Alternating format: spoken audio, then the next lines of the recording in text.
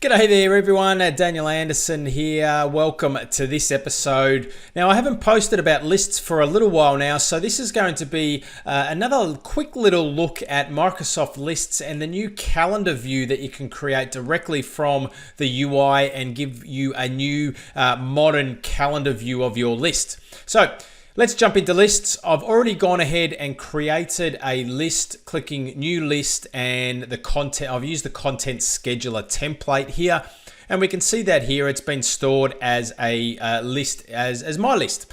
Now what we can see, I've just gone ahead and added a little bit of content here, so 3 items here.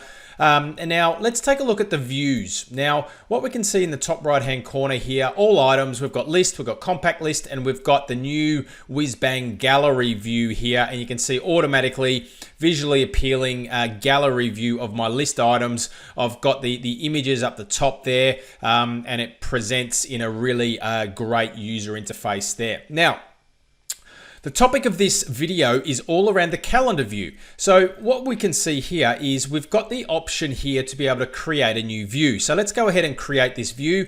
Now you can see here that I've got 2 options. I could either show it as a list or I can show it as a calendar. All right, so let's choose calendar. I'm going to name this view called Drafts Due.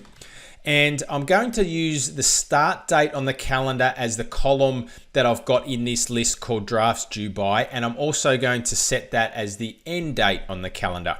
Now I'm going to make it public, and you can see here when I click more options, I've got the option here to be able to set what content is going to be the title of the items on the calendar. So we're just going to create that now. You can see now that I've got a view, a calendar, modern calendar view based on the draft due date columns, and we can see here on this calendar.